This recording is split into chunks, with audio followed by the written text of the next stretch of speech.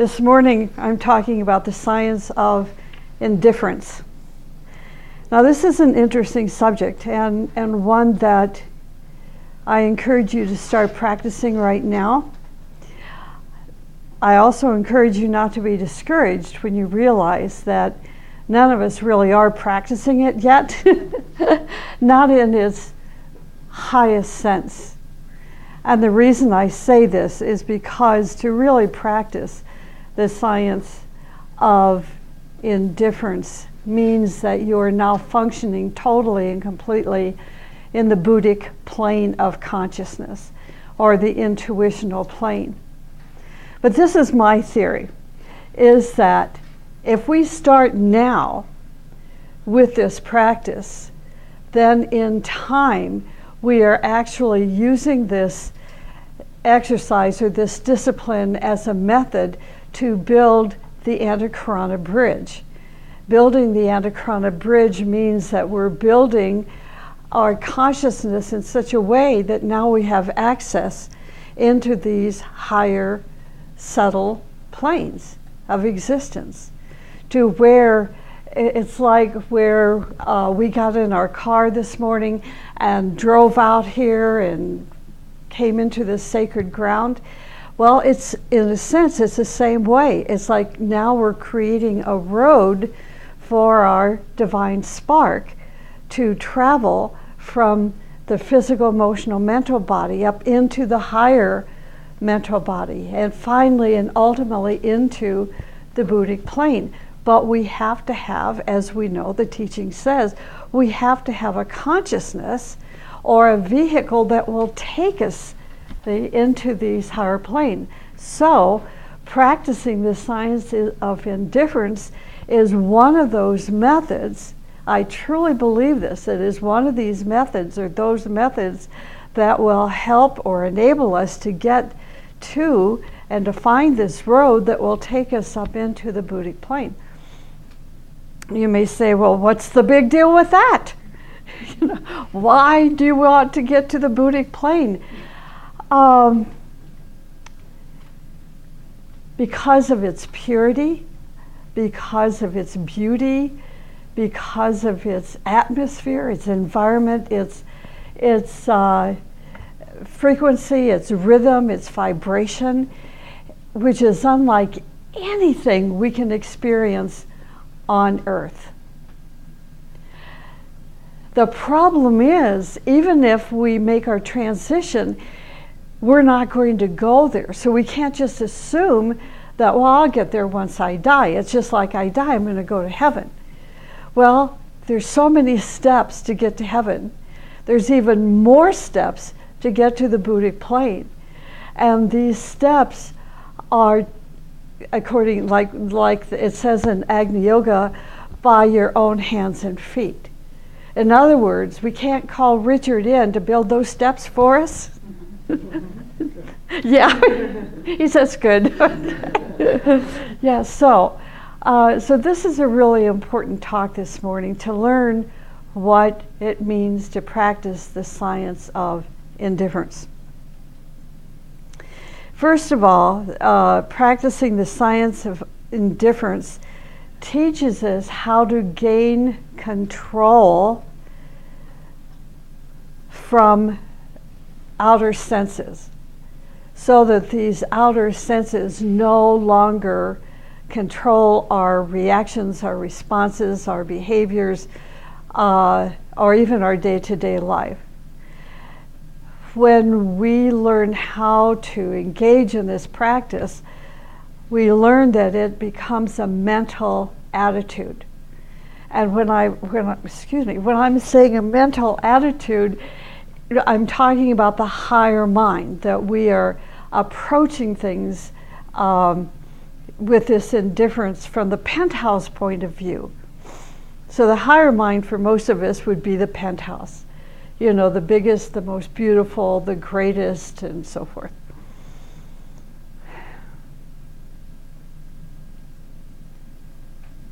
I was thinking, this may not seem logical, but as I was putting this talk together this week, I was thinking, this is $1 million talk. the content is worth $1 million. And then I was thinking, well, this week we were challenged with to buy or not to buy this piece of software that's $900. And then I compared it to today's talk that is free. So let us think about the fact if this is a piece of software you're listening to today and it's worth $900, at the end of this talk, what you can do is give a donation to PayPal, and then we can get our, no, I'm kidding. We decided not to go the $900. We bought a subscription to where we get all kinds of software from Adobe and for a minimal amount on a monthly basis, and they upgrade every time they change the software. They upgrade it, and we don't have to buy or spend that $900. But that's earthly measurement, isn't it? It's like the more money you pay for something, the more it's worth. So let us not try to place a financial value on this morning's talk, but to recognize the spiritual value, which is a value that's endless. You know, we can gain so much. We can improve our health. That's a big thing. We can really improve our physical, emotional, mental, our psychological health just by practicing this science of indifference. So let's define indifference in this way. Indifference is the freedom from control of every kind of object that is related to our physical, emotional, and mental worlds. Freedom from any and every kind of object that is related to our physical, emotional, and mental worlds. This is freedom from this kind of control. So right away we know this is not going to be an easy process, right? But the teaching gives us vision. Plant seeds within us that then begin to grow and blossom. So we're the gardeners of these seeds, and we must keep them watered and plant them in good soil, and then, you know, take a look at these seeds and watch them bloom every single day, and then protect and nurture. So we're the gardener of this vision that the teaching is giving to us. Indifference is a freedom from the control of every kind of object related to physical, emotional, and mental worlds. That's indifference. The science of indifference is a mental attitude toward these objects of these three planes of consciousness. So it's also a mental attitude toward these objects. So it's not just a physical object. See, it's an object that's physical plus emotional plus mental. It's very interesting, isn't it, when we recognize an emotion that controls it, it becomes an object. Like hatred becomes an object. Revenge becomes an object. And just the way, like beauty, you know, becomes a form, and we recognize beauty in its various forms. So this is what the teachings mean when it tells us about the objects of the emotions. The objects of the mind are attitudes and opinions and prejudice and all of our criticisms. You know, we live in such an incredible, critical world. You can't go for an hour without hearing criticism. If you're listening to the political debates, my gosh, it's all about negative criticism, isn't it? We're so caught up in the objects of attitudes and prejudice and bias from this party to that party, from this person to that person, that we're so distracted we don't even know the platform these two men are running on. It's whether we like them or don't like them. So we want to become indifferent from these objects. Indifference is rejection or denial of any identification. It's rejection or denial of any identification with these sense objects. In other words, we can't own these feelings. We can't own our attitude. We can't own our opinion. We need these things to help guide us and direct us, but they're transitory, which means they're going to change. So we don't want to identify with these sense objects. It means to disidentify ourselves from anything or any object that is unreal, or on whatever plane that unreality is recognized. So again, we're talking about the physical, emotional, mental worlds. Now, because I don't have really time this morning to get into it, I just want to share this idea that as you build that astral world, as you build a mental world, and your soul, like we experienced in the meditation this morning, as our divine spark, our unfolding human soul moves into and functions in this astral world consciously, or as our divine soul, our divine spark begins to function consciously in the mental world, you're going to be bombarded not only with your own objects of sense, but also the world, particularly in the astral plane. So can you maneuver yourself through that astral world without fear? Or without being englamored? Can you see what is real and unreal and disidentify from what is unreal? So you see what I'm saying? I don't have time to get into that part of why we want to practice the science of indifference, but I just wanted to share that concept with you.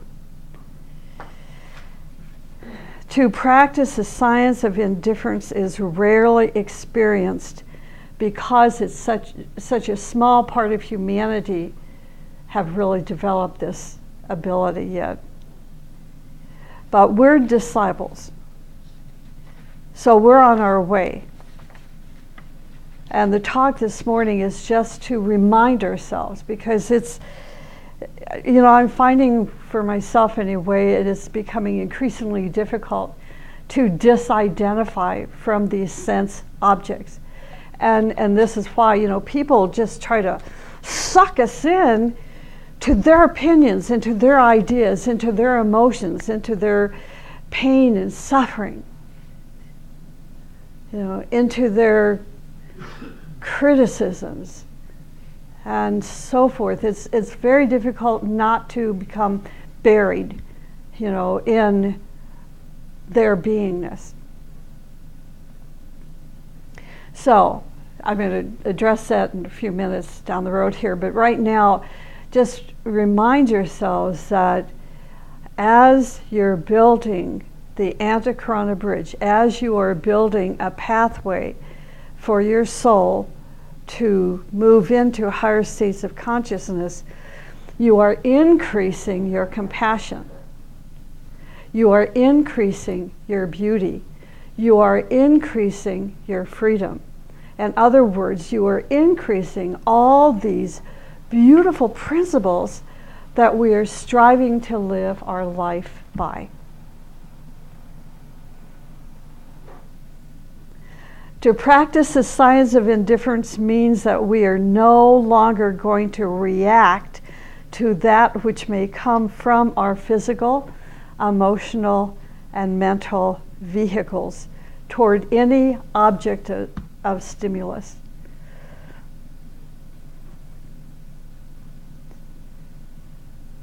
Pretty profound to think that we can do this.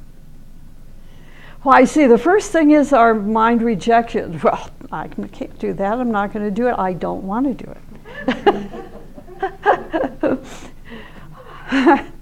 it.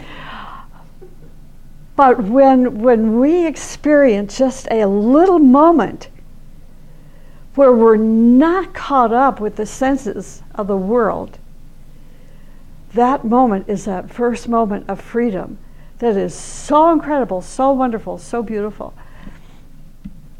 It is when I was thinking back in college when, my whole world then was music, and I would sit with some of the best musicians ever. And we would all sit together and play our various instruments, and we were playing the music of the masters. You're so removed from the world when you're engaged in that kind of beauty. And that's the freedom of beauty. I wasn't concerned about what my next, player, that next door neighbor that was sitting with their violin. I wasn't concerned about anything about their personal life. It was the fact we were playing and engaging in a beauty that elevated, literally lifted me into that Buddhic plane of experience. It's nothing like it. So when you have these moments, pretty soon these moments accumulate. And then we begin to understand what it means to practice the science of indifference. That it puts us in such a high frequency, high rhythm, that now we understand what truth is, what reality is.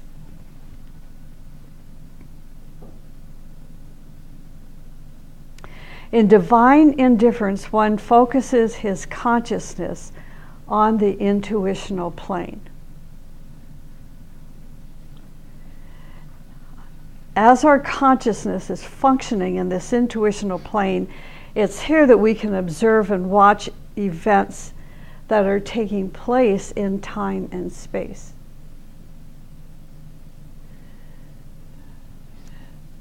Imagine going to the moon. Now we don't even have to imagine going to Mars.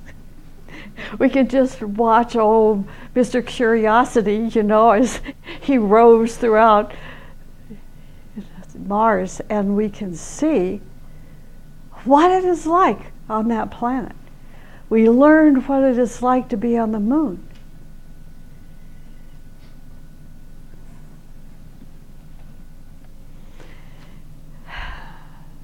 If we have the right telemetry in our own consciousness, we are going to be able to experience events like Helena Rourke and Nicholas Rourke did. If you've read any, like just the one book that White Mountain is published by Helena Rourke, where she talks about all the beautiful flowers on Venus. It's no longer using our imagination, that becomes a reality, because we have the telemetry to see and experience and recognize.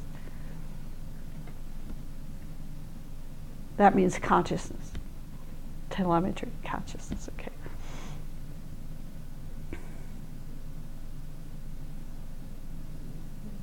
This means that we can observe the images that people have created around and about us without the slightest attachment or reaction.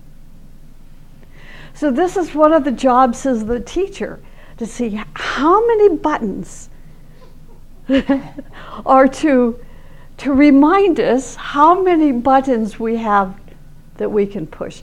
It's like before I came up here this morning, I went back and talked to the guys that have been devotee, it's like yesterday afternoon, they spent 2 hours getting ready for the webinar today, just so they can learn the equipment. So I thought, I'm going to bug them. And I pushed a couple of buttons. Bugging them means, where is the bug? Let me push the button.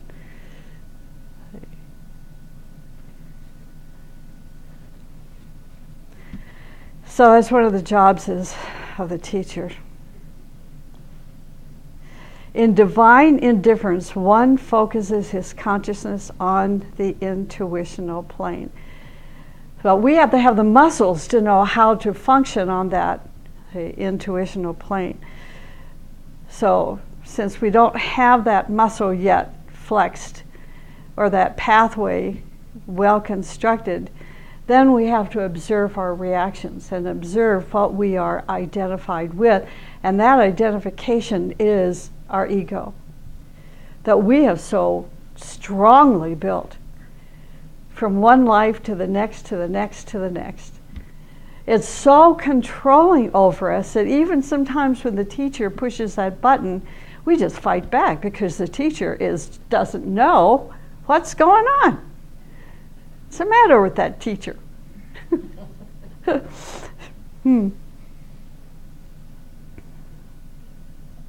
Divine indifference does not mean non-registration. Divine indifference does not mean non-registration. Rather, it is an ability not to react to a registration, to the registration. It is the ability to turn off your reactive nature, your reactive mechanism. And divine indifference helps you to have pure observation and understanding. So you don't leave out that word understanding. Divine indifference helps you to have pure observation and understanding without attachment or involvement. See, this is so different for most of us. We might think that we're there, but we're not. You know, we're really not. If you're going to be honest with yourself, you might be there a little bit. You know, but if 2 buttons are pushed, forget it. So this is interesting. Now, there are 3 kinds of indifference. Divine indifference, vicious indifference, and dead indifference. Okay? Okay, now some of your questions are going to be answered. We must pay attention to all 3 and discover which of our behaviors seem to be reflecting divine indifference, vicious indifference, or dead indifference. Most aspirants in the beginning practice dead indifference. And I define dead indifference as being a cold fish. I know, it's just, what does that mean? Well, as aspirants we take our enthusiasm and our exuberance and our passion into applying the teaching, and we hear the word indifference and we shut down. So what happens is that our buttons become corroded, and even if the teacher pushes that button, we're not going to feel it. We're not even going to react, see, because we are cold fish. We become desensitized because of our glamours, our illusion that no, my job is I'm not going to react. But see, what's happening, as I've observed it, is they stuff everything until at some point it explodes. Okay. Divine indifference is a very high level of achievement. So this is our vision. Okay. This is important for us to remember, I think, so we don't build a false image of saying that we are divinely indifferent when we are just a dead fish, a cold fish. Okay.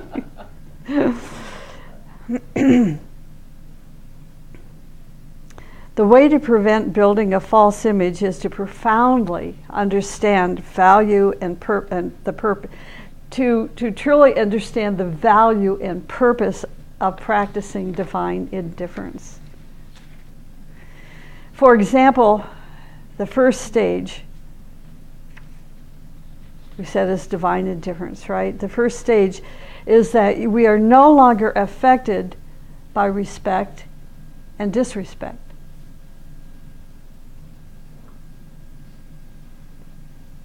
That's the first stage of divine indifference. The second stage of divine indifference is we are not affected by physical, emotional, and mental conditions.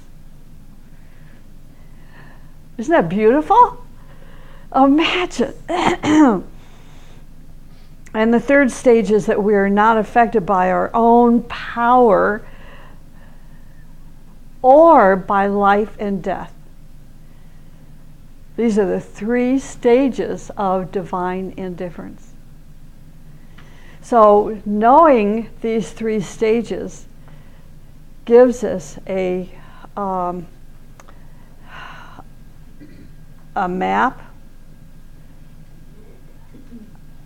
of how to travel on this and to measure, if we're getting off the road or not, if we're practicing divine indifference.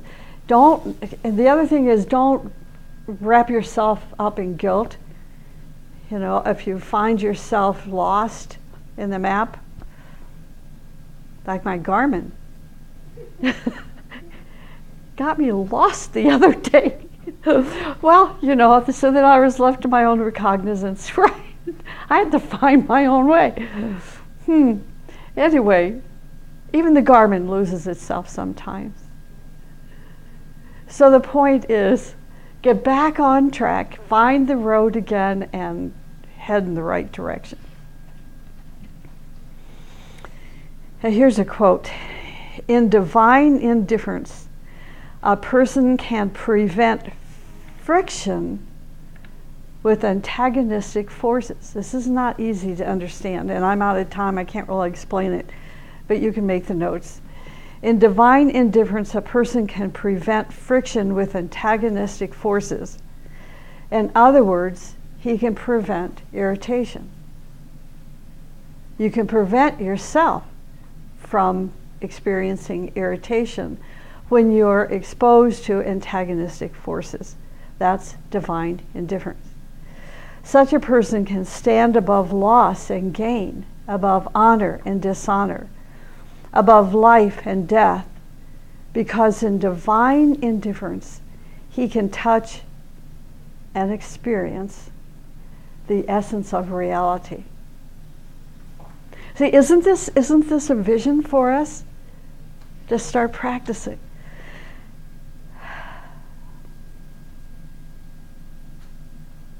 What is vicious indifference?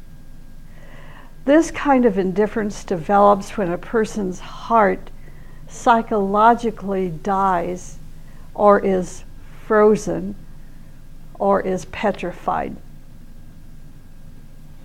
When this happens, a person can experience and exercise extreme cruelty and not feel any shame, responsibility, pain, or suffering.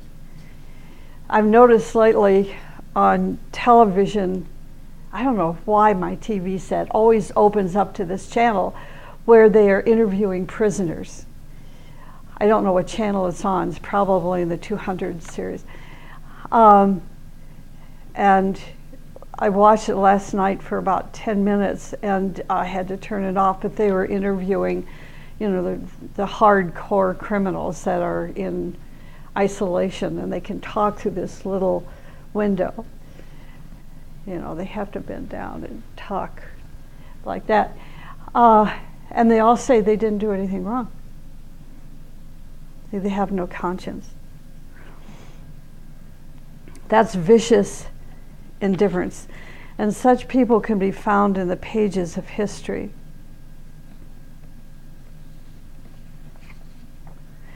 In a certain degree, such an indifference is seen by those who are drug dealers, those who kill animals for sport.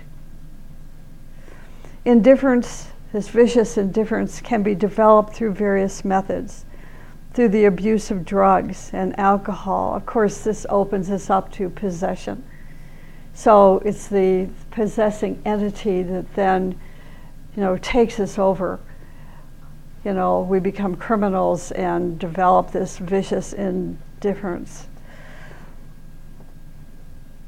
Through creating intense hatred and malice against people. This is something I found in the teaching it's very profound.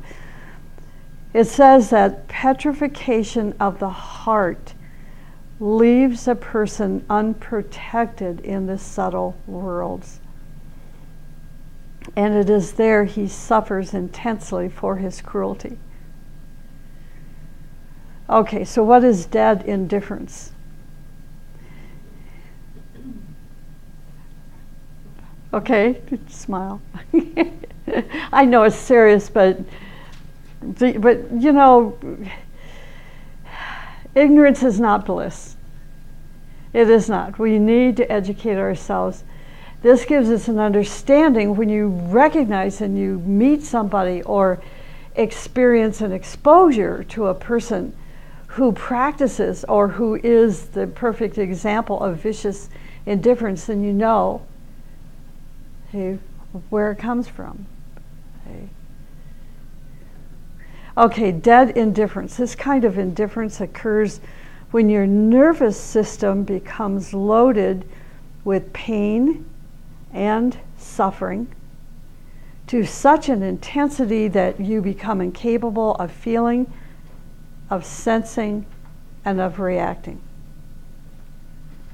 See, the cold fish. Okay. Sometimes the worst criminals are created after they become really indifferent.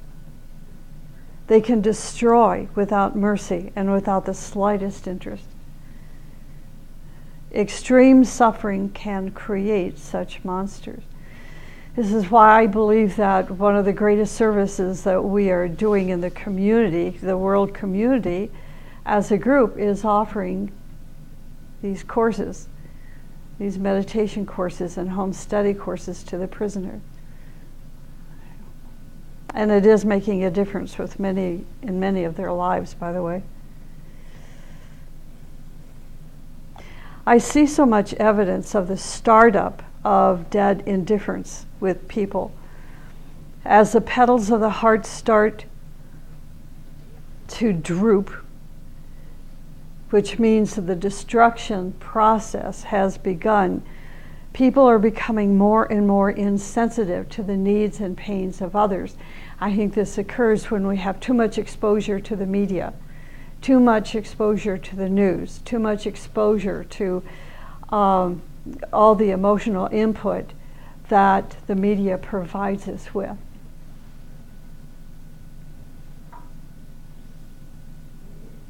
When this happens, such a person lives totally a mechanical life, and they are totally self-centered.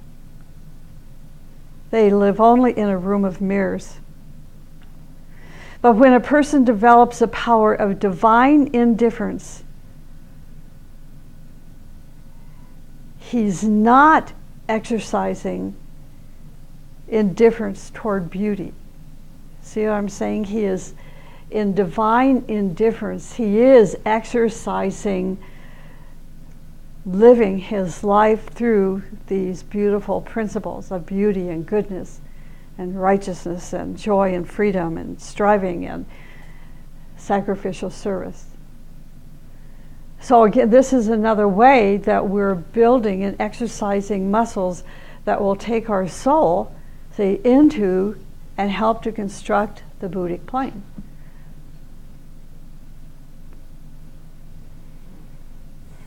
The essence of divine indifference is built by these principles.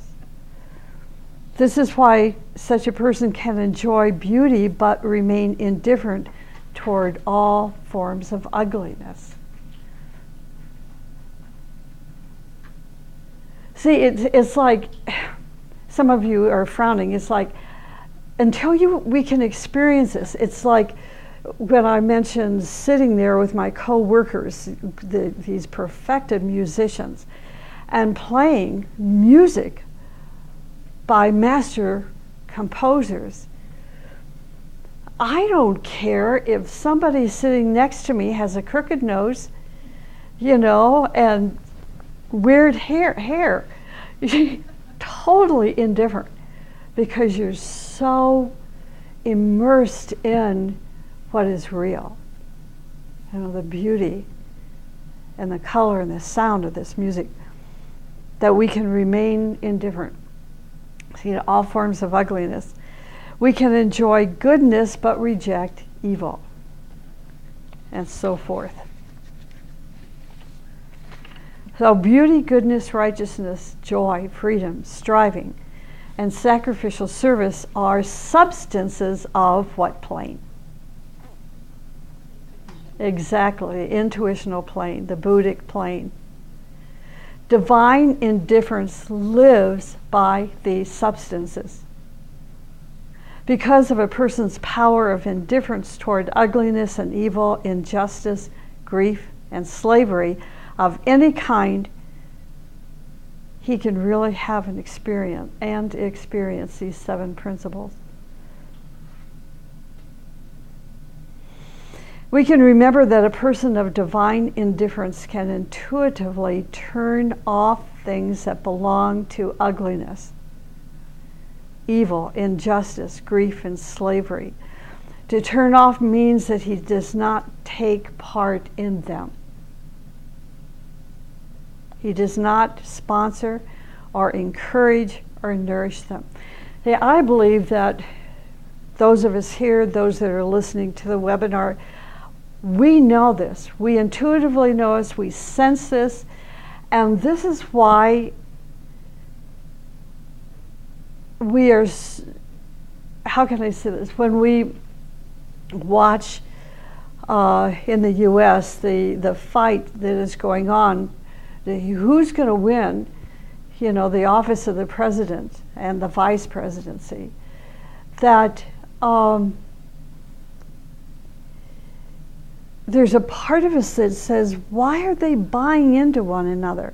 Why are they arguing? It's like our present president 2 or 3 years ago would not have bought into this and created a negative platform. But because society expects this from him. Remember before, days gone by, he was criticized because he wasn't negative enough. He wasn't pummeling the Republican Party enough. Get out there! Be tough! Be a fighter! But see, he was practicing, in my opinion, divine indifference. He wasn't reacting. And then, see, the party said, you've got to react or you're not human. Isn't that interesting? You can see how, as a humanity, we still must evolve.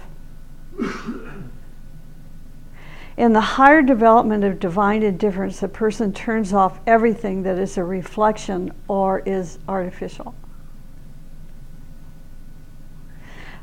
The state of nirvana is a state of an advanced degree of divine indifference, in which all that exists in the lower worlds has no impression on that person.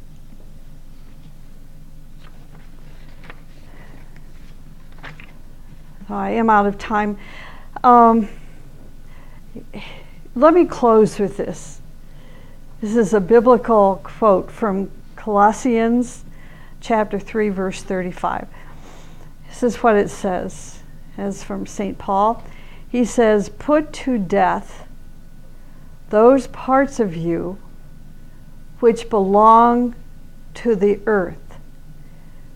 Put to death those parts of you which belong to the earth, such as, and this is biblical language, fornication, indecency, lust, foul cravings, and the ruthless greed, which is nothing less than idolatry. Okay, so there you go. What do you think? Challenge. Challenge. Okay.